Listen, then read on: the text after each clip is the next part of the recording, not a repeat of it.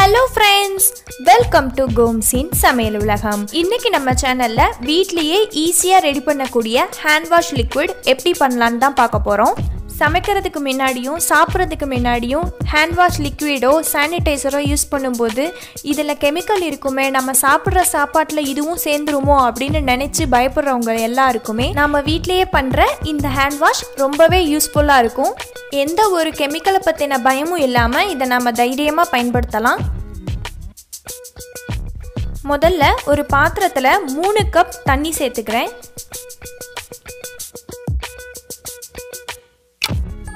அப்புறம் இதில் ஒரு கொத்து துளசி இலை சேர்த்துக்கிறேன். துளசி இலை நம்ம செல்களுக்கு புத்துணர்ச்சி தரும். நம்மளோட ஸ்கின்னில் இருக்கக்கூடிய பாக்டீரியா, நச்சுத்தன்மை எல்லாத்தையுமே இது போக்கிடும். அப்புறம் 2 கைப்பிடி நிறைய புதினா இலைகள் சேர்த்துக்கிறேன். இதுவும் நம்ம கைகளுக்கு புத்துணர்ச்சி தரும். நம்ம ஸ்கின்னை சாஃப்டாக வைக்கிறதுக்கும் இது யூஸ் ஆகும். அப்புறம் 1 டேபிள் ஸ்பூன் மஞ்சள் தூள்,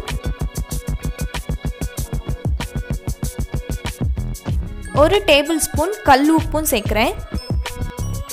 நாம் எல்லாருக்குமே தெரியும் உப்பும் மஞ்சத்தூளும் ஒரு நல்ல ஆன்டிபயோட்டிக் அப்புறம் ஆன்டி ஆக்சிடென்ட்ஸ்ன்னு. இது ரெண்டும் நம்ம கையில் இருக்கக்கூடிய தேவையில்லாத பாக்டீரியாஸை ரிமூவ் பண்ணிடும்.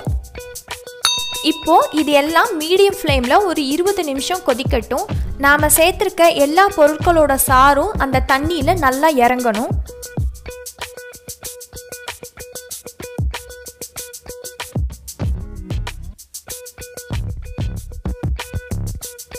இருபது நிமிஷம் கழிச்சு நாம் சேர்த்த துளசி புதினாவோட சாரெல்லாம் நல்லா தண்ணியில் இறங்கிடுச்சு.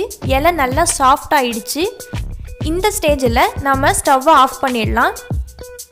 ஸ்டவ்வை ஆஃப் பண்ணதுக்கப்புறமா இதில் ஒரு எலுமிச்சம்பழத்தோட சாரை உள்ளே சேர்க்குறேன். இதில் இருக்கக்கூடிய சிட்ரிக் ஆசிட் நம்ம ஸ்கின்னில் இருக்கக்கூடிய நச்சுத்தன்மை எல்லாத்தையுமே போக்குறதுக்கு ஹெல்ப் பண்ணும்.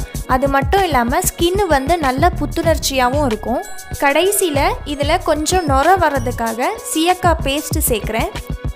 உங்களுக்கு பூங்கிக்கொட்டை கிடச்சது அப்படின்னா அதை சேர்த்துக்கோங்க. அதை சேர்த்தாலும் நல்ல நுர வரும்.